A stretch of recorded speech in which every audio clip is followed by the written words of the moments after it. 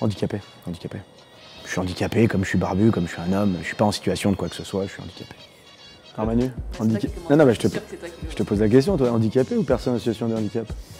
Alors moi ça me dérange pas qu'on dise pas handicapé tout seul, personne, parce que handicapé c'est un adjectif.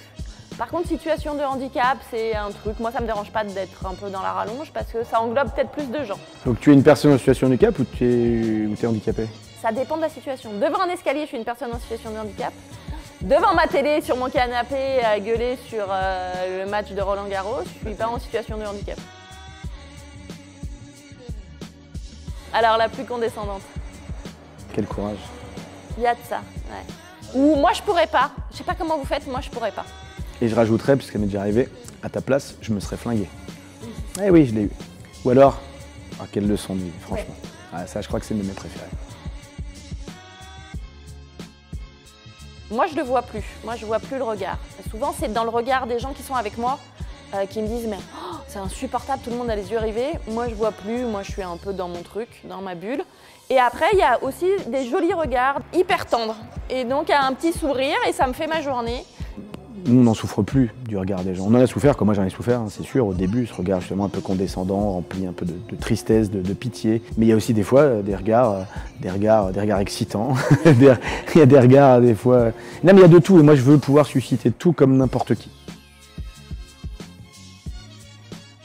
Je suis interpellée, je te fais sentir que je suis interpellée et je vais aller à la rencontre. Et donc du coup, je vais tirer sur un bout du fauteuil, je vais pousser la roue, je vais dire mais alors comment tu fais ça?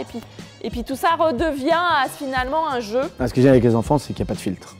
Les enfants, ils posent les questions que vous posez tous, que tous les adultes se posent, sauf qu'eux, ils osent les poser. Et mon petit garçon, il a 3 ans et quelques mois, ça fait 6 mois que tous les matins, il fait « Papa, pourquoi tu es en fauteuil ?» Voilà, ce non-filtre est très très agréable parce qu'en fait, ça brise la glace tout de suite. Et une fois qu'ils ont leur réponse, on est comme les autres. Simplement, on se déplace en fauteuil. Mais bien sûr, t'en fais tout le temps. Ah, moi jamais. Ah, non, des blagues sur les personnes en situation de handicap, certainement non, pas. Ah non, vraiment, c'est péché.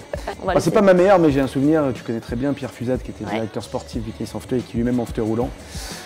On le taquinait, puis un jour on est arrivé, on l'a attrapé, on lui a enlevé les roues de son fauteuil et on l'a mis sur une brique. Sur les essieux. Et voilà, sur les essieux, on est parti avec ses roues, on l'a laissé en plein milieu du parking avec un couple de Hollandais qui était bien embêté, qui ne savait pas quoi faire. Il n'y a jamais de mauvaise blague, il y a la façon dont on le dit. Nous on est hardcore entre nous, faut vraiment pas hésiter. Voilà, faut pas hésiter, mais faut être bon. Faut être bon. Comme partout, on est exigeant. On n'a qu'une vie, en tout cas moi je crois qu'on n'en a qu'une. On n'a pas demandé à être handicapé, soit une maladie de naissance, soit un accident de la vie, comme ce qui nous est arrivé. Il y a une vie possible, il y a une vie heureuse qui est possible, et pas forcément en étant uniquement des champions paralympiques. Mais surtout, il faut se laisser la chance à soi de rester ouvert à toute expérience.